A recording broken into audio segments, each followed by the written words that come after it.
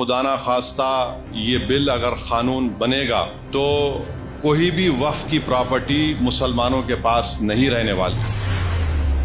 نریندر مودی کی حکومت نے اپنی نفرت کو اس قانون میں جو شکل دی ہے کہ وقف با یوزر ختم کر دیا جائے گا۔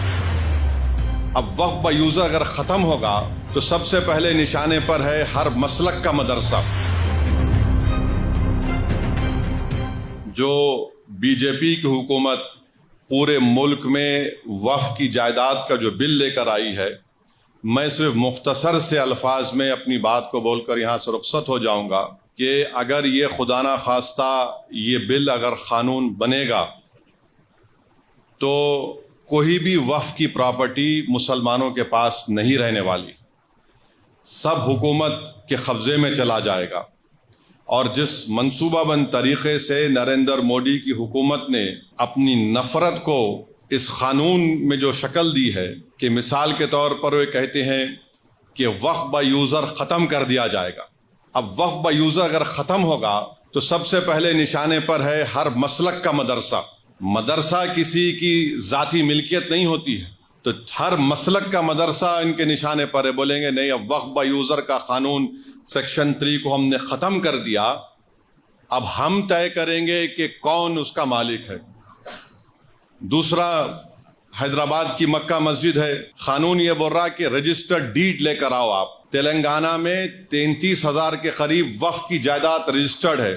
90% ان جائیدادوں کے پاس کوئی رجسٹرڈ ڈیڈ ہی نہیں ہے، کوئی رجسٹرڈ ڈیڈ نہیں ہے۔ تو حکومت بولیں گی دیکھیے اب آپ کے پاس رجسٹرڈ ڈیڈ نہیں ہے، وقف با یوزر ختم ہو گیا، اب ہم اس پہ قبضہ کر لیں گے۔ قبرستان ہے، قبرستان کے کوئی کاغذ نہیں ہے۔ خانقاہیں ہیں، کوئی کاغذ نہیں ہے۔ درگاہیں ہیں، کوئی کاغذ نہیں ہے۔ کیا ہے؟ وقف با یوزر ہے۔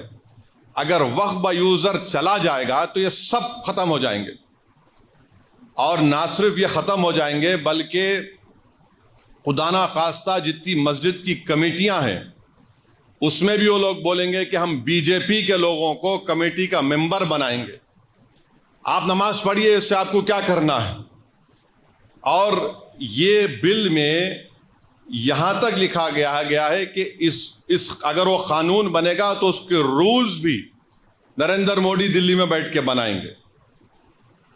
اس بل میں یہ بھی لکھا گیا کہ اگر وقف بورڈ کسی کے خلاف ایکشن لینا ہے تو نریندر مودی سے پوچھنا پڑے گا۔ اس بل میں یہ بھی لکھا گیا ہے کہ سینٹرل وقف کونسل میں صرف ایک منسٹر کو چھوڑ کر، وزارت اقلیتی بہبود کے منسٹر کو چھوڑ کر سب مسلمان ممبر بنتے ہیں۔ اب اس بل میں کہا گیا کہ یہ کم سے کم 2 بنیں گے، 2 بنیں گے۔ اب حکومت 7 بھی بنا سکتی۔ ریاستی وقف بورڈ میں تمام ممبر مسلمان ہوتے ہیں، تو نریندر مودی نے کہہ دیا کہ نہیں، صرف متولی کیٹیگری کے اور میونسپل کارپوریشن کے جو پنچایت کے لوگ جیتتے ہیں 3 یا 4 بنیں گے، ماباقی تمام کے تمام ہم کسی غیر مسلم کو بنائیں گے۔ ریاستی وقف بورڈ میں الیکشن ہوتا تھا متولی کیٹیگری کا، بار کونسل کے کیٹیگری کا، ایم ایل اے کیٹیگری کا، ایم پی کیٹیگری کا، سب ختم۔ حکومت ان کو نامزد کرے گی۔ اور یاد رکھیے، میں کھل کے کہہ رہا ہوں، اس کے پیچھے یہ لوگ بھی ہیں جو ختم نبوت کے منکرین ہیں۔ یہ شیاطین، یہ گندی نالی کے کیڑے اس کے پیچھے ہیں۔ ان کا مقصد ایک ہی ہے کہ کسی نہ کسی طرح یہ وقف کے قانون کو ختم کر دیا جائے۔ تو اس میں بہت سی شیطانی طاقتیں ملوث ہیں، اور وقف کا ٹریبیونل ہے۔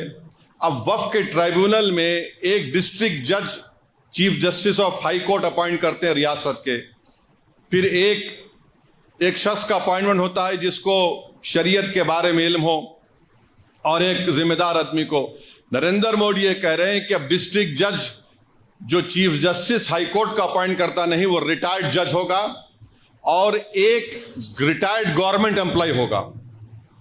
میرا جو مشاہدہ ہے، جتنے گورنمنٹ کے اس طرح کے انکوائری کمیٹیز بنتے ہیں جس میں ریٹائرڈ جج ہوتے ہیں، ایک ریٹائرڈ گورنمنٹ کا سرونٹ ہوتا ہے۔ مثال کے طور پر برسوں پہلے مفتی غیاث کو معلوم ہوگا، 1996 میں تالاب کٹے میں ایک فائرنگ ہوئی تھی جس میں ایک معصوم عورت فرسٹ فلور پہ تھی، شہید ہو گئی تھی. وہ کمیٹی میں کہہ دیا گیا کہ پولیس نے اپنی جان بچانے کے لیے فائرنگ کی. رپورٹ ہے، شاید کچھ نام ہے کمیٹی کا. پھر مکہ مسجد کی رپورٹ ہے، وہ آج تک نہیں نکلی. حیرت کی بات یہ ہے کہ کلیکٹر کو یہ پاور دیا گیا کہ یہ قانون بننے کے بعد جتنی بھی وقف کی پراپرٹی ہے، اگر کوئی شیطان جا کے بولے گا کہ نہیں وقف کی نہیں ہے گورنمنٹ کی ہے، تو کلیکٹر انکوائری کا آرڈر کرے گا. اور کلیکٹر انکوائری جب آرڈر کرے گا تو کلیکٹر یہ کہے گا کہ تا وقت انکوائری مکمل نہیں ہوتی یہ وقف کی پراپرٹی نہیں رہیں گی. اب کلیکٹر صاحب برسوں انکوائری کرتے رہیں گے، آپ سے تو پراپرٹی چھین لی گئی. کیسے انکوائری کریں گے؟ تو انگریزی میں استعمال کیا گیا whatever he deems fit, یعنی وہ جیسا چاہے انکوائری کر سکتے. قانون کا ایک بنیادی اصول ہے کہ کوئی بھی اپنے مسئلے میں جج نہیں بن سکتا، مگر کلیکٹر کو اب منا رہے ہیں. اور پھر اس بل میں یہ بھی کہا گیا کہ جتنی جائیدادیں پر وقف کی جائیدادوں پر گورنمنٹ قابض میں ہے، کلیکٹر اس کا فیصلہ کریں گے. اور گورنمنٹ کے حق میں فیصلہ کریں گے تو کلیکٹر ریونیو کو بولے گا، وقف بورڈ کو بولے گا ریکارڈ صحیح کرو، یہ گورنمنٹ کی پراپرٹی. تو یہ موٹا موٹا اس میں یہ باتیں رکھی گئی ہیں جو خطرناک ہے، میں بتا رہا ہوں آپ کو.